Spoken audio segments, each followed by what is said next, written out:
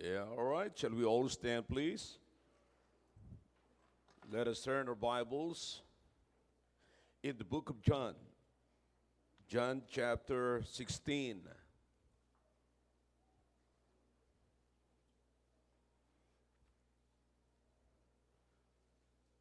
Ito po ay continuation ng atin pong pinag-uusapan every Wednesday on commit to study the Word. Commit to study the Word of God. At I hope naunawaan nyo na sa usapin na ito, pinag-uusapan po natin kung gaano kahalaga ang salita ng Diyos at gaano kahalaga na pag-aralan ang salita ng Diyos. Babalik lang ho ako ng konti doon sa aralin natin mamaya and then papasok na ako sa panibagong aralin natin. Tonight, I'm going to talk to you more on the relationship, the harmony of the Holy Spirit and the Word of God. Okay? Now, dapat maunawaan po natin yan na wala hong contradiction, wala hong pagkukontra-kontra ang salita ng Diyos at saka ang banal na Espiritu. Okay? Remember that the Holy Spirit is a person. Persona po yan. It's a part of the Triune God, the Godhead. So, ang Godhead ay merong Father, Son, and the Holy Spirit. That's the Godhead. Okay? There's only one God, but three in persons. Okay? So, naniniwala po tayo dyan. Maliwanag po yan sa Biblia. Okay? All right. Now, sabi ko, pag-uusapan natin ngayon yung harmony. Paano ito nagkakasundo ng trabaho, yung harmonia, yung kanilang pagkakasundo-sundo ng salita ng Diyos at saka ng banal na Espiritu. Okay? Now, in chapter 16 of the book of John, we will begin reading from verse number 7. All right? Verse number 7. Here's what the Bible says. Nevertheless, I tell you the truth. It is expedient for me or for you that I go away, for if I go not away, the Comforter will not come unto you. But if I depart, I will send him unto you. And when he is come, he will reprove the world of sin, and of righteousness, and of judgment. Of sin, because they believe not on me. Of righteousness, because I go to my Father, and ye see me no more. Of judgment, because the prince of this world is judged. I have yet many things to say unto you, but ye cannot bear them now. Okay, you cannot bear them now. That's the point right there. May stop ng konti dyan sa 12 bago pumasok yung verse number 13. Okay? But, verse number 13, here's what the Bible says. Howbeit, when he, the Spirit of truth, is come, he will guide you into all truth. He shall not speak of himself, but whatsoever he shall hear, that shall he speak, and he will show you things to come. 14, he shall glorify me, for he shall receive of mine, and shall show it unto you. Okay? Tayo po muna sandali manalangin. Dakilang Diyos, salamat po sa inyong salita, sa mga passages na binasa po namin. And I beg you, O God, to please help your people to understand your word tonight. Alam niyo po ang aking motive, Panginoon. Alam niyo po ang aking intention. Kayo po ang naglagay ng inyong mensahe sa aking puso na kailangan po ng inyong mga anak. Nais ko po na umalis po sila rito na masaya sapagkat tangan-tangan po nila ang inyong salita. Dala-dala po nila ang inyong salita. Wala po kami panlaban sa ibabaw ng mundong ito maliban sa inyong salita. Sapagkat ang inyong salita ay matulis pa, matalas pa sa double-bladed weapon, Panginoon. At it will cut anything in this world. Thank you, O God. Please, again, give us understanding. And search our hearts tonight. If there's any wicked ways in our hearts, please forgive us. And cleanse us from all unrighteousness and make us worthy to receive blessings from thy word tonight. In Jesus' name, amen. All right, thank you. You may be seated in the presence of our God. Okay? I hope everybody's ready na. Amen? You pay attention dito mga kapatid sapagkat atin pong pag-uusapan ng mabuti ang bagay na ito. Now, let me just get back doon po sa last part na sinabi ko po sa inyo. Na ang salita ng Diyos, ang trabaho ng salita ng Diyos, if you can remember, God's Word confronts, convicts, and corrects. Right? Okay, if you can still remember that. Kino-confront tayo ng salita ng Diyos. Pag narinig natin ang salita ng Diyos, kino-confront na po tayo niyan. And then pagkatapos, after the confrontation, there is what? Conviction. Then after the conviction, there is the what? Correction. All right? Now, maliwanag po na ito pong tatlong bagay na ito ay trabaho po ito ng Banal na Espiritu. Okay? This is the special work of the Holy Spirit. Na ano po yun? Pagko-convict, mga kapatid. At napakahalaga na maunawaan po natin na until there's a conviction, you will not repent. Okay? We repent because of the conviction. And it is the truth that brings the conviction necessary for change. Yeah? Kaya nagkakaroon mga kapatid ng pagbabago ang isang tao pagkatapos niyang marinig ang katotohanan. Pero hanggat hindi niya naririnig ang katotohanan, hindi siya nako-confront ng katotohanan, wala hong conviction. At kung walang conviction, walang change. Maliwanag po yun mga kapatid. So, conviction is the present ministry of the Holy Spirit. So, you see now, yung Word of God kino-confront tayo. And then the Holy Spirit is convicting. So nakita nyo na po, dito pa lamang may makikita na tayo rito ng trabaho mga kapatid. Ayon doon sa binasa po natin, mula sa chapter 16 of the book of John, hanggang doon po sa verse number 14 na binasa po natin kanina. Okay? Nasusundan niyo po ako mga kapatid? So mahalaga po ito at para maging maliwanag po bago tayo magpatuloy mga kapatid sa atin pong aralin. Okay? Now, did you notice mga kapatid na matagal na tayo? Sino rito ang 20 years na kayo sa simbahang ito? Or 20 years or more than 20 years sa simbahang ito? Raise your hands please. Okay. Now, thank you. How many books meron ang Bible? Come on, say louder. 66. Okay? 66 mga kapatid. And you will notice, I don't know, siguro napapansin nyo, may mga talata na binabasa po ako na akin na po yung nabasa noong araw, pero this same passage na ginagamit ko for different message. Somebody talk to me. Alright. So, maliwanag po yan. Na-experience nyo po yan mga kapatid. Now, sa dami, 66 books lamang po ito. Alam ko, marami na sa inyo rito, hindi ko na patataasin para naman hindi mapahiya yung iba. Marami sa inyo rito na nabasa nyo na yung 66 books. Say amen if you did it. Alright. So magkunwari kayong nabasa nyo na rin, okay? Alright. Now, so nabasa nyo na. Now, pero paulit-ulit natin binabasa yung iba sa inyo kung ilang beses na nabasa rito.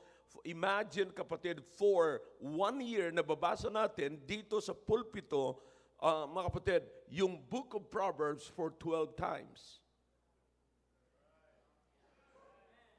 Yeah? So, makikita nyo po mga kapatid, no? Makikita nyo na bakit paulit-ulit at bakit binabalik-balikan po natin. Is there any reason kung bakit nagkakaroon tayo ng desire na balik-balikan ang Bible at patuloy natin balikan-balikan ang Bible? Meron bang rason? And what is also the reason that the Bible is different from other books? Meron ba tayong rason? Meron ba tayong rason na pag binasa natin yung mga paborito ninyong books like na nasa school, na ginagamit ninyo na batayan, text ninyo sa school, what makes the Bible different from those books? Are you with me? Interesado kayo malaman yung mga kapatid? Yeah, we're in the church now. Do you understand what makes the difference? Ang nagiging dahilan ng pagkakaiba, kapatid, na ang Biblia ang hawak ninyo ngayon, at kababasa lamang po natin kanina, is the Holy Spirit.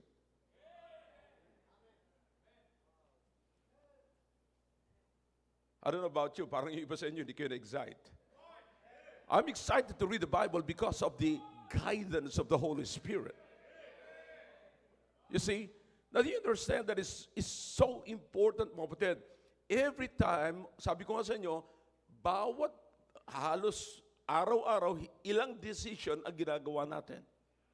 Napakarami po tayong decision na ginagawa po natin, mga kapatid. You see? Now, at sa decision natin ngayon, sa decision natin na ginagawa, naisip niyo po, mga kapatid, na kung ang decision niyo ay hindi guided by the Holy Spirit, what will happen? You see, think about or consider a decision that you made that you are still paying it right now. That you're still paying. Think about the decision, mga kapatid. And the same decision that is haunting you even the rest of your life. Yeah? May mga decision tayo na ginawa natin, lagay natin sa practice, mga kapatid, at nung decision na yon, hanggang ngayon, yung bunga ng decision na yon, ay binabayaran pa rin natin hanggang ngayon.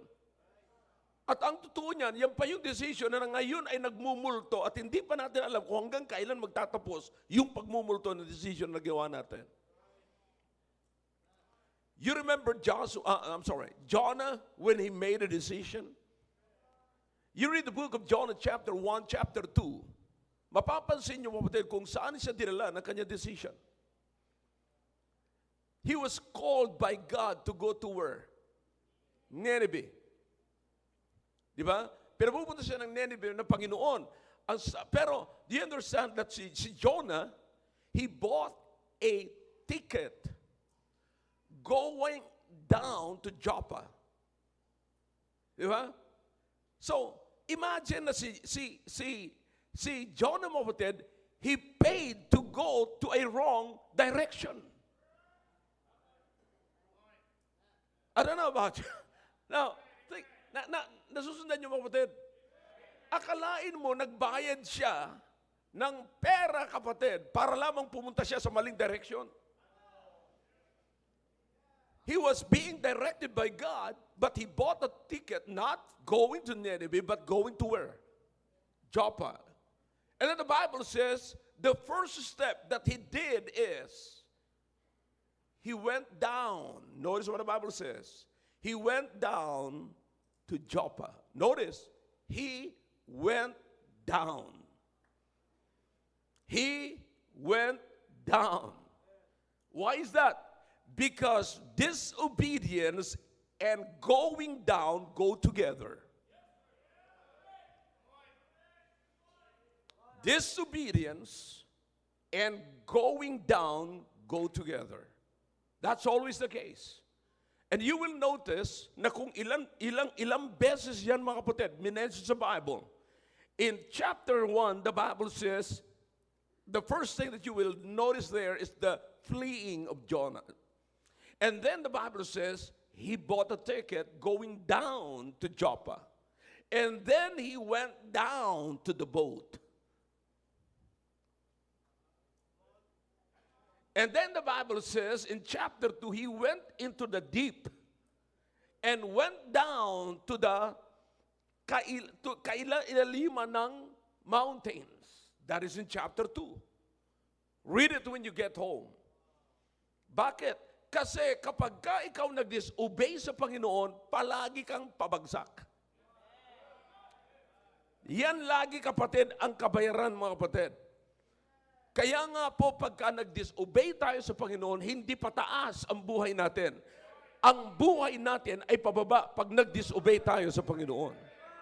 Now, that's why, the reason why I'm telling you that, because I want you to see the guidance of the Holy Spirit. Now, notice what the Bible says here. The Word of God is given, and the Holy Spirit is guiding. Did you notice that? Come on, talk to me if you can. Again, let me go back. Sabi ng Biblia, so, given na po yan. Given na yung salita ng Diyos. Nandyan na yung salita ng Diyos. You see? So, because the Word of God is given now, then the Holy Spirit will guide you on how to obey the Word of God. You see, that's why the Holy Spirit is convicting us while we have the Word of God. Convicting us to what? Bakit tayo kinukonvict ng Holy Spirit? To submit to the power of the power of the Word of God. To submit to the truth, kapatid.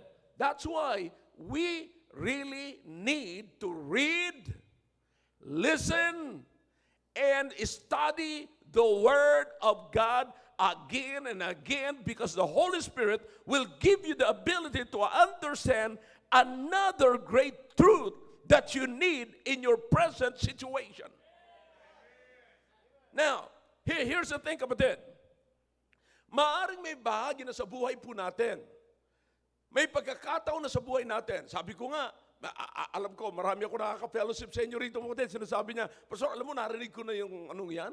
Nadaanan ko na yung nagbabasa. Pero nang in-explain mo ngayon ko lang naunawaan. Si Brother Francis, nandiyan pa si Brother Francis, lagi yan sinasabi sa akin. Sabi ni Brother Francis, alam mo, ngayon lang sa akin naging maliwanag ang salita ng Diyos.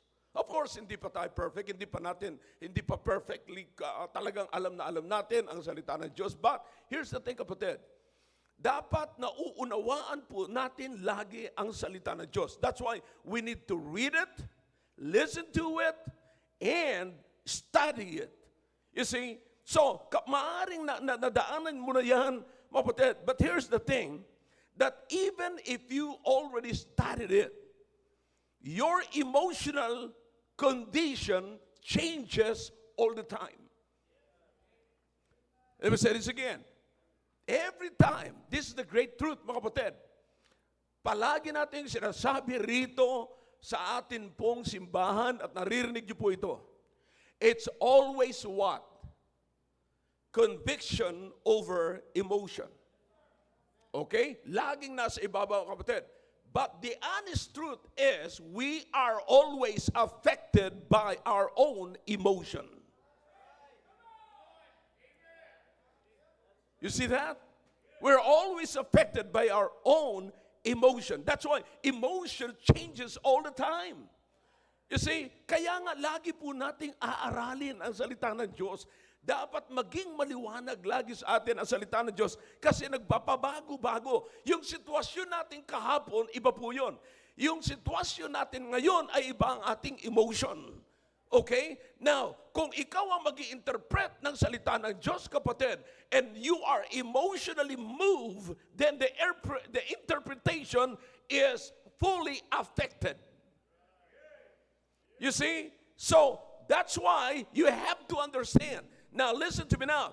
The difficulty of forgiving and forgetting is more realistic when you are hurt.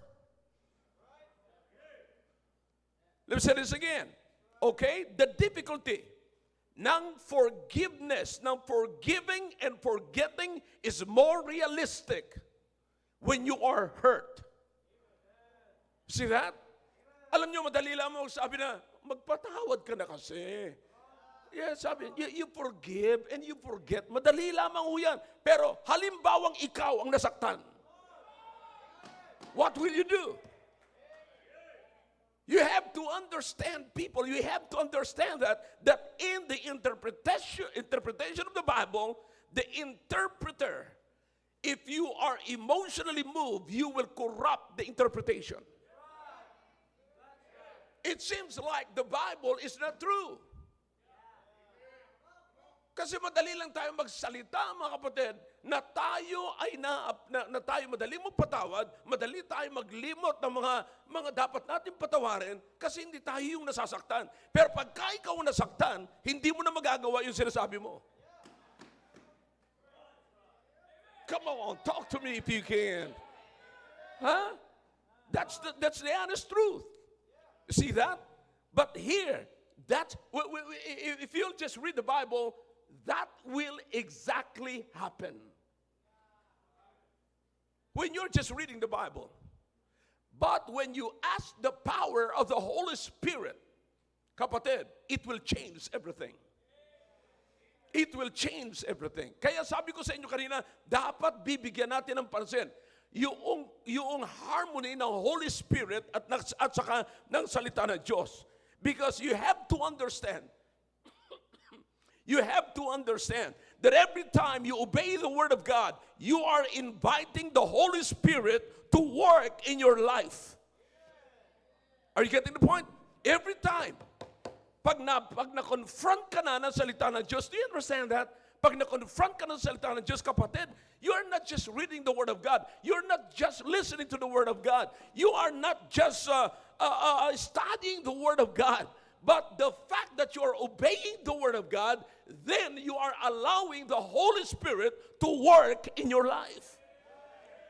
You see? So nakikita nyo yan mga kapatid, you are inviting the Holy Spirit. Come on, kapag ka sinabi ng salita ng Diyos, all right, forgive. Anong ibig sabihin nito? Iniimbitahan ko ang Holy Spirit na magtrabaho sa akin. Because as human, bilang isang tao kapatid, babasahin ko lang dito. Forgive them that are despitefully use you. Binasa ko lang yan. Bilang tao, ang hirap nun, kapatid. But listen, when you obey that, it is no longer yourself working in you, but you are inviting the Holy Spirit to work within you.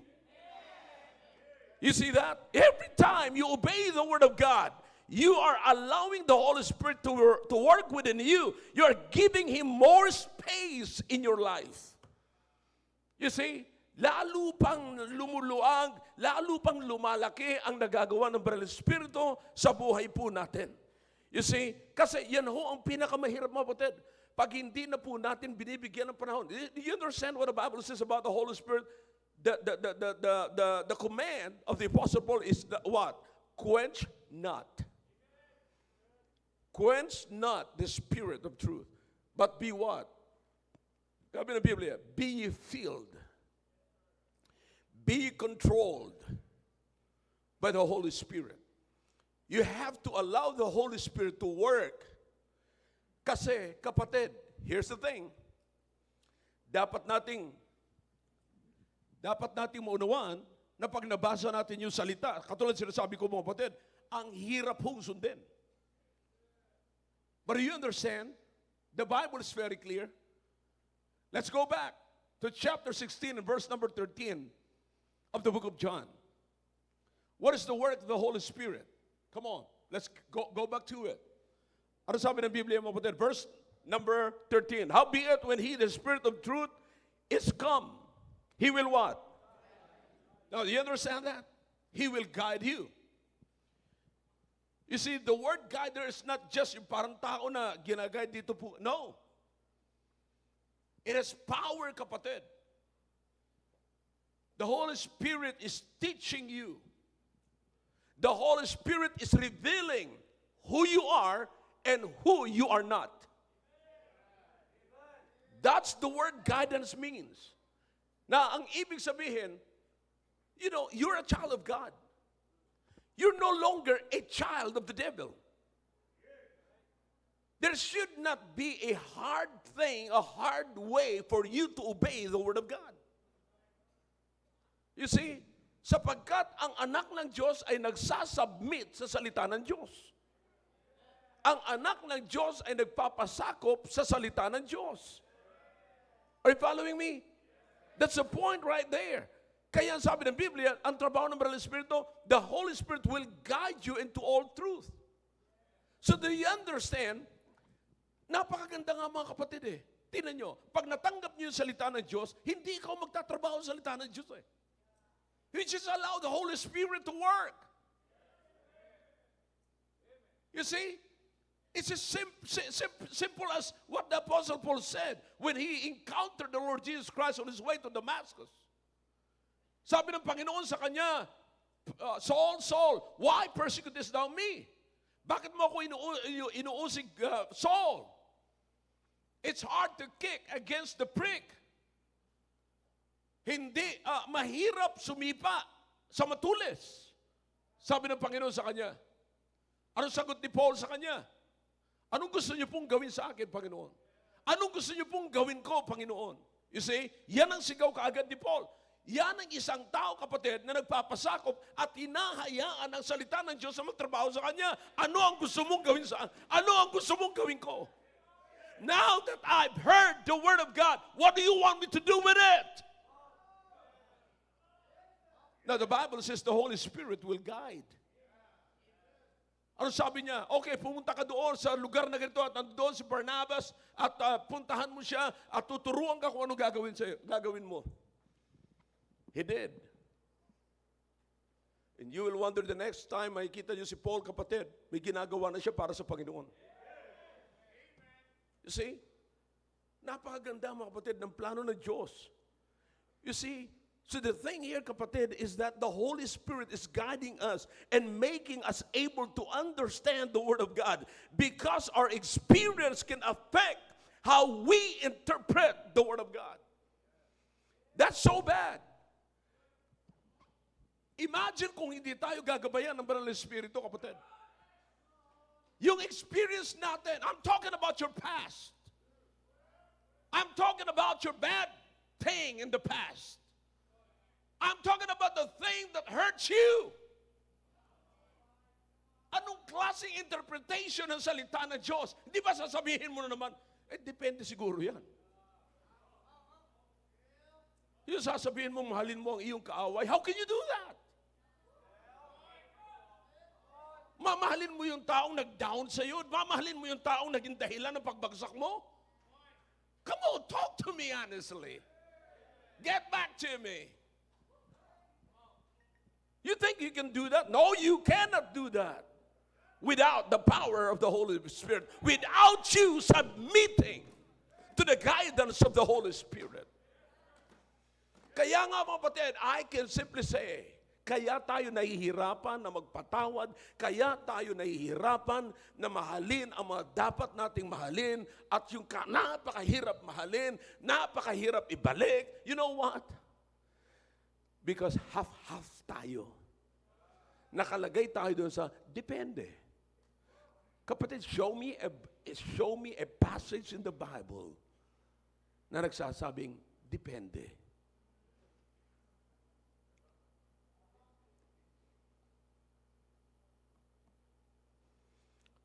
I hope nakikita po natin dito ang hindi natin nakikita. You see, it's a Holy Spirit, you know.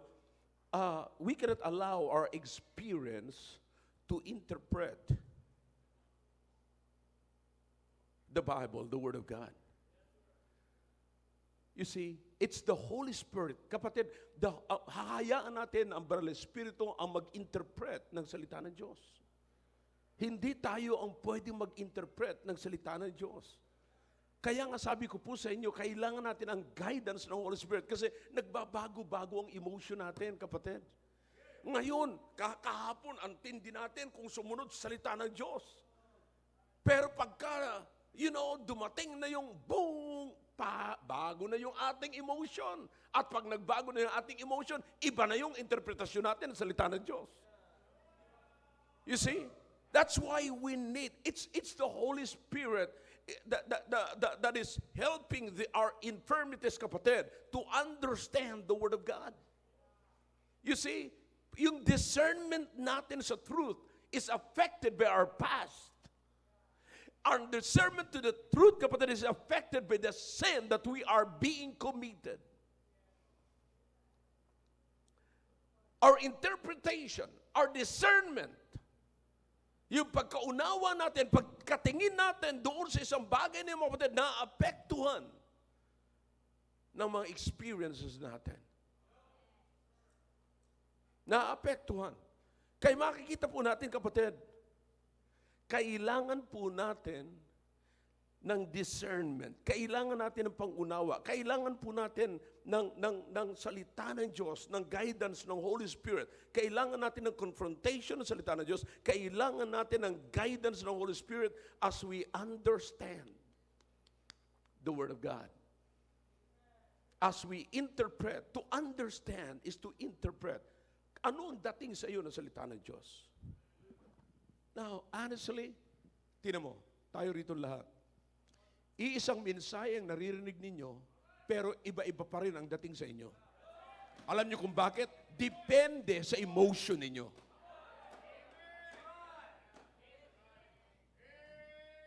See? I hope you understand that. Now, listen, pag may nagsasalita ba rito, tinatanggap nyo ba ang salita ng Diyos as it is?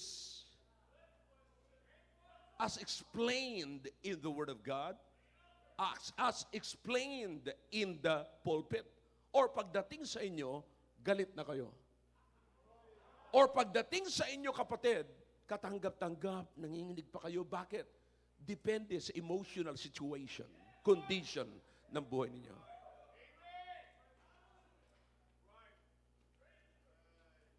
Am I preaching the Bible? Yeah. So, hindi para-parehas yung pagtanggap natin. Pero isang mensahe. But listen, is it the Holy Spirit that is interpreting it to your situation? You see, it's so important. The greater the problem, the greater discernment is needed. We really need to read, listen, and study the Word of God. Kailangan natin.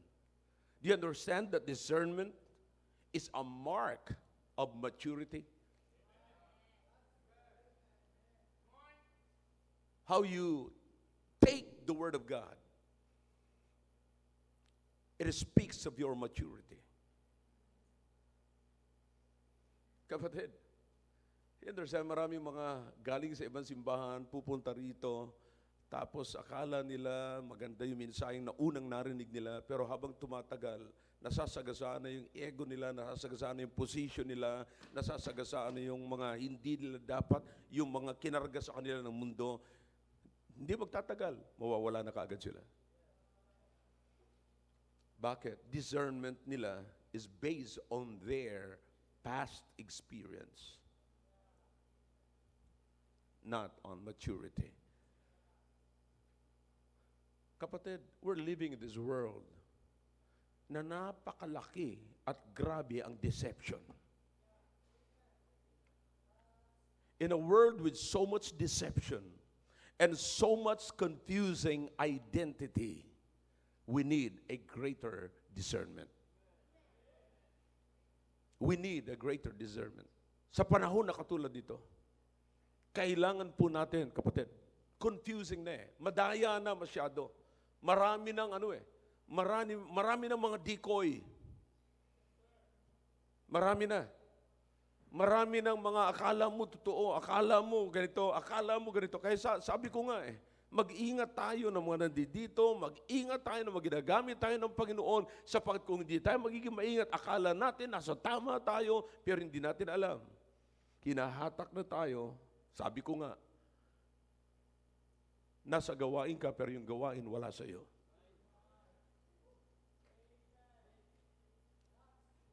I hope you're following me.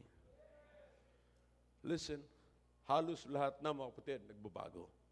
There is only one thing that never changes. Walang iba kundi ang Biblia. The Bible. Heaven and earth will pass away. But my word will what? Not pass away. You see? Now why churches change? Bakit nagbabago ang maraming simbahan ng mga kapatid? The answer is very simple. Sapagkat nagbago ang attitude ng mga preachers towards the Word of God. Kapatid, pag nagbago ang iyong attitude towards the Word of God, magbabago ang iyong buhay Kristiyano. Pagka sinunod mo ang iyong emotion, that's always the case. I'm telling you, it doesn't matter kung gaano katagal dito. In fact, kapatid, mas maganda pa nung nagsisimula pa lamang tayo eh. Bakit? Sunod tayo ng sunod and we allow the Holy Spirit to guide us. And the fact that the Holy Spirit is guiding us, there's a lot of changes happening in our life. Malaki ang pagbabago, kapatid. Pero habang tumatagal tayo, nagbabago yung attitude natin towards the Word of God. And when our attitude changes towards the Word of God, then everything in our life, I'm talking about Christian life, changes.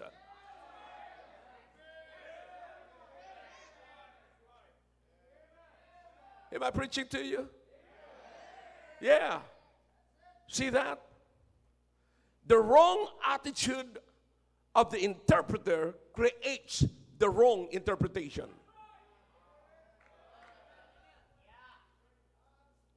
Yeah. Sasabihin natin, di ba nakapakinig lang yan kanina ng salita ng Diyos? Di ba kagaling lang sa church? Bakit nag-away-away na sila? Bakit nag-chismisa na sila? That is their interpretation sa kanilang narinig. Bakit nagbago ang interpretation? Dahilan sa maling attitude nila towards the Word of God. The fact is, don't just sit down and read your Bible and listen to the preaching of the Word of God, but you must allow the Holy Spirit to take care of the Word of God that you have heard. Kapatid, kapag ka narinig mo lamang salita ng Diyos at hindi ka sensitive sa trabaho ng paano kasi tayo magiging sensitive, kapatid, na dala-dalawa ang hawak natin? On the left is the Bible, on the right is your cell phone. We're playing church. No wonder we're just getting the Word of God, but we are not touching or allowing the Holy Spirit to touch the Word of God in our hearts. Do you understand? When you receive knowledge, you are enriching your mind. But when you allow the Word of God, the Holy Spirit to move you in your life, you are enriching your heart. Alin ang pinatataba natin? Pinagyayaman natin? Mind o puso? Mayaman na tayo sa kaalaman, kapatid, sa ating utak, sa ating isipan, pero very poor ang ating puso. Salita ng Diyos. Because we're not allowing the Holy Spirit to get in tune or to guide the Holy Spirit, the Word of God that we heard. You understand? Iba ho yung nakikinig ka lang. Iba ho yung nakaupo ka dyan, nakapakinig ka, binasa sa iyo salita ng Diyos. Paglabas mo, ganun ka pa rin. Parang walang nangyari. Pero naramdaman nyo na po ba na ang banal na Espiritu ay nagtrabaho doon sa narinig ninyo? Ang totoo po niyan, right now, kinakausap kayo. Pero anong attitude natin towards the Word of God? Ako pinapatamaan ni Pastor. Ang hindi natin alam, conviction na yan ng Holy Spirit. Nakikialam na ang banal na Espiritu sa naririnig mo ngayon. Kaya lang you keep on resisting and quenching the conviction of the Holy Spirit in your life.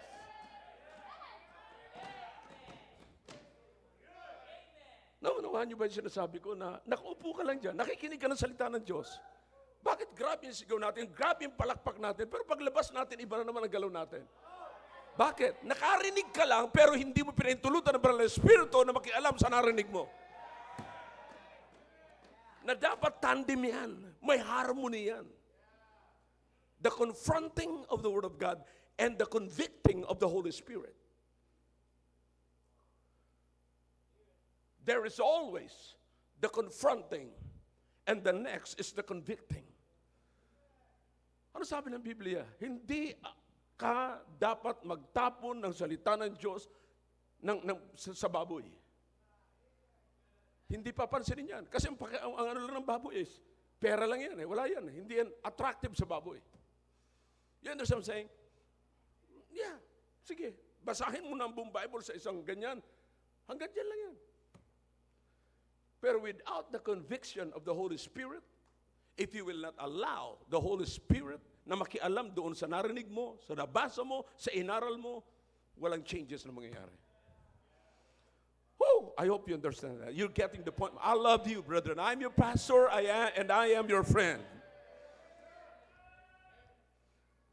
You understand why we are bringing our children here? Because the best way to prepare our children is not to prepare them in a day that no longer exists, but for the present technology, where the present technology is going. Okay? Anong magkukontrol sa kanila? Same, we have here the Word of God. Anong magre-reveal sa kanila nito? The Word of God. You see, ngayon anong meron tayo ngayon dito mga kapatid? Technology. I mean, I'm talking about this. Let me tell you, let me ask you a question. Young people, kayo mga bata, na bata pa kayo, hawak nyo na kaagad ito. Now, parents, nauunawaan nyo ba, naisip nyo ba, saan kaya dadalhin ang ating mga anak ng technology na ito? Do you understand? You know, yung iPhone, binibenta lamang dyan. Yung Android, binibenta lamang dyan. Pero you understand, ganun lang ba ang ibig sabihin ng gumawa niyan? Now, do you understand ang number one? Tanungin mo si Facebook, sino ngayon? Si Hamburger. Si Sucker. Yun na lang ang ayos natin sa kanya. Okay? Ano ang niya? Maging si Apple. Ano sabi niya? To connect the world. What do you think? Why he is trying to connect the world? Now, once the world is connected, once you are connected to what he wants you to be connected, and to where you want you to be connected, where are you going after that? Sige, kausapin niyo kapatid. Talk to me. Saan ka?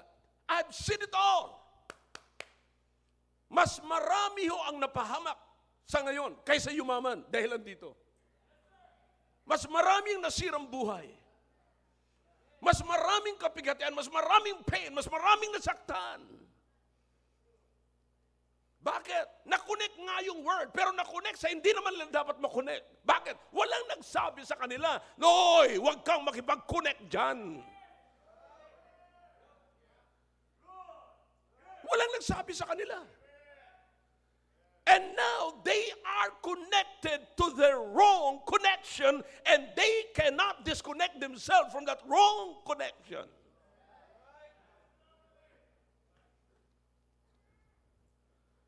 Listen, complexity is destroying the lives of our children today. And because complexity is destroying the lives of many young people today, hey, we need to go back to simplicity. Balik na lamang po tayo sa simpleng buhay, simplicity. Abay, nung araw, nung wala pang, hindi pa pwede yung mga video call na yan. Wala pang gaanong nasisirang buhay eh. Yung pataas na ng pataas, dumami na yung mga apps, hindi mo sila mahanap, hindi mo sila madetect sa Messenger, hindi mo sila madetect sa Viber, pero madidetect mo sila sa ibang apps. You go to Telegram. You go to, what's the other one? What's that? Other apps. Yeah. Mahilig kayo sa apps. Ang lalabasan ninyo, ups and down. Hindi UP, ha? Apps. And after that, you're down. You've got to teach your children to keep that things that enriches their hearts. Whatever you learn, it enriches your mind. But you understand that when you give, when you teach your children to give to the ministry, it enriches their hearts. Pagyayamanin, ipagpayaman po yung pagbibigay sa gawain ng Panginoon. Akala nyo, sinasabi ko yan sa pata kong pastor dito. Nagbibigay din ako. Bakit? Every time na nagbibigay ako, yumayaman ang aking puso. Nagkakaroon ako ng concern sa mga young people na ito. Na kaya tayo mga kapatid, merong academy. Sapagkat may nagbibigay. Meron tayong mga Sunday schools, meron tayong mga nagtuturo sa labas, sapagkat merong nagbibigay. Kaya meron tayong nadadala rito ng mga bisita sapagkat merong nagbibigay. So you understand kung anong pinag-iayaman natin? The heart. Not just the mind. But if you are listening, just listening to the preaching of the Word of God, and after that, you will not or never allow the Holy Spirit na makialam doon sa narinig mo, tinkling cymbals. Ganun lamang ho. So, whatever you learn enriches your mind. But whatever you give enriches your heart. In other words, knowledge enriches the mind. Giving enriches the heart. You see?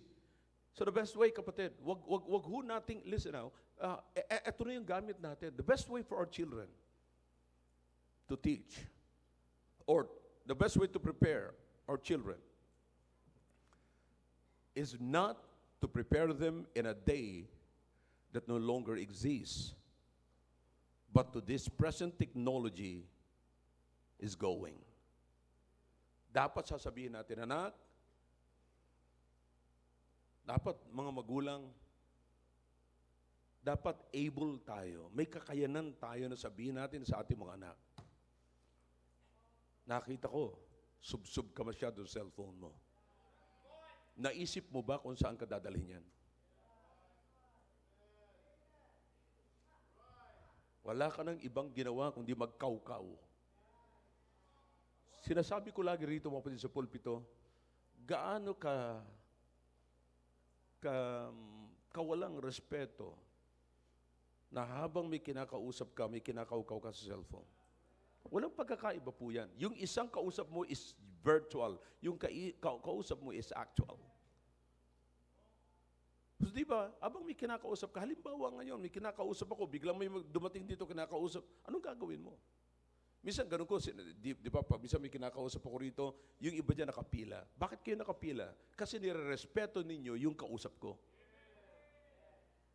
Pero ang hindi natin ngayon, matame, madisiplina, pag nanginig ang ating cellphone kahit may kausap tayo.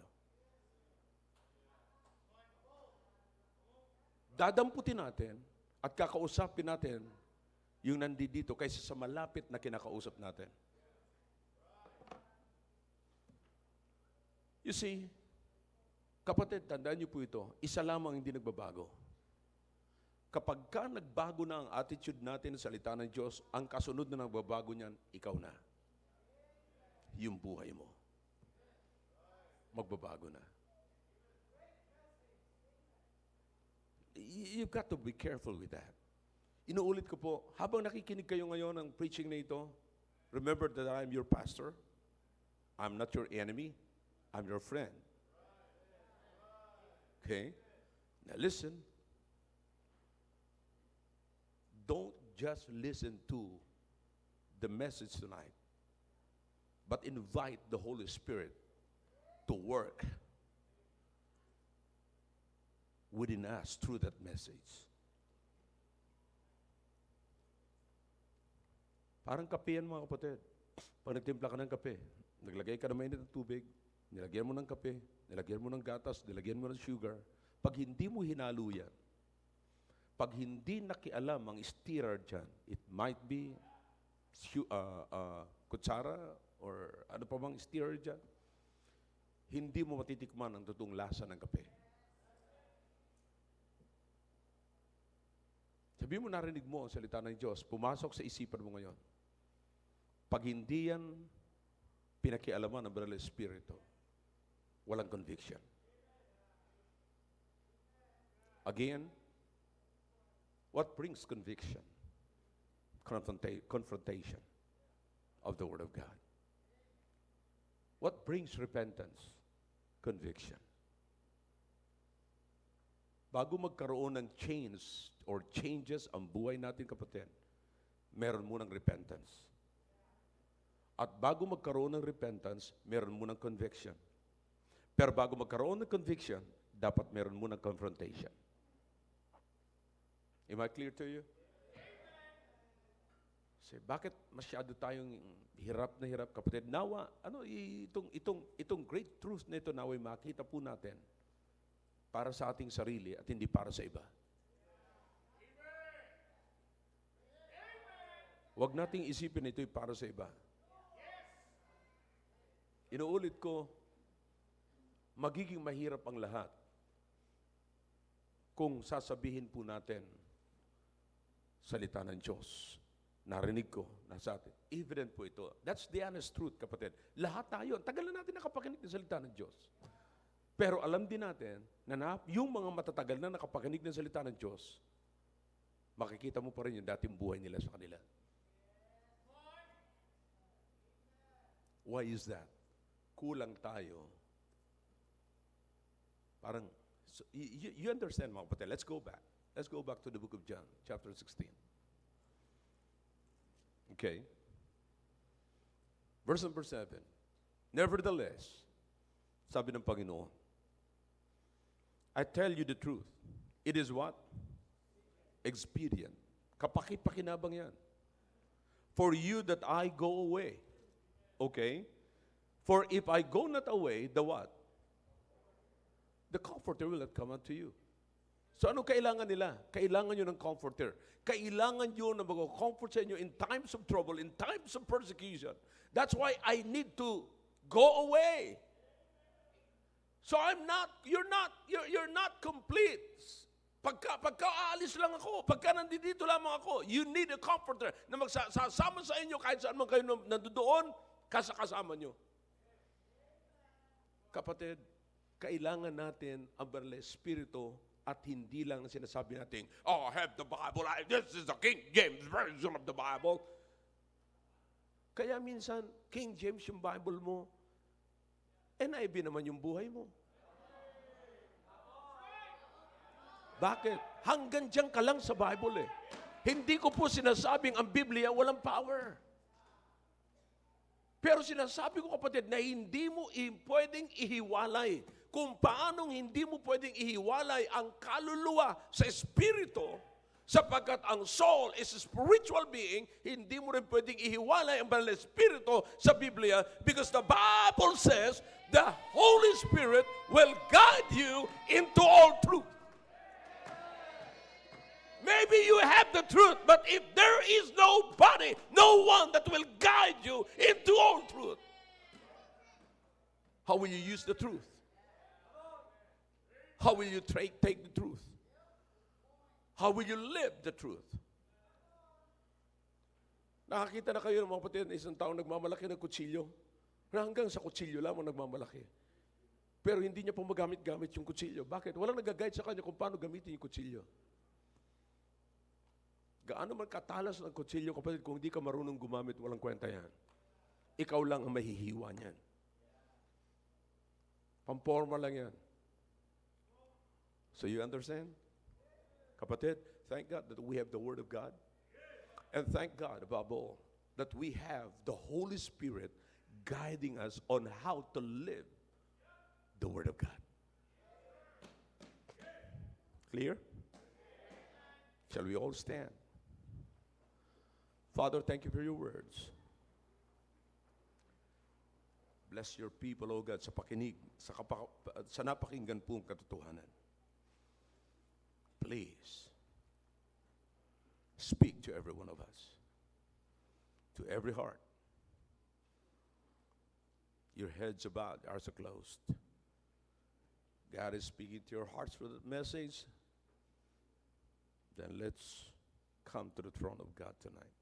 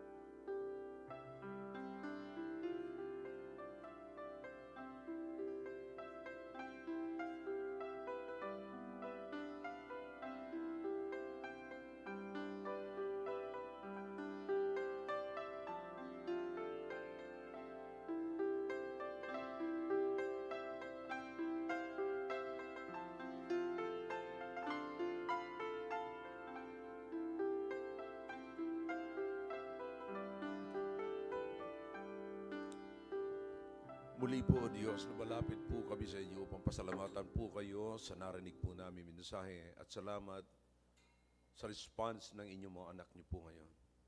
Nakita niyo po, Panginoon, ang inyong mga anak. Tiklop tuhod kasama ang kanilang mga pamilya. Lumalapit po sa inyo. Ang individuals, nakikita niyo po. Oh God, please, do not allow us to just listen to your word. But please, help us to allow the Holy Spirit to give us the right discernment, interpretation of the Word of God that we heard. Thank you, O God. Thank you. Thank you for your words tonight. In Jesus' name, amen.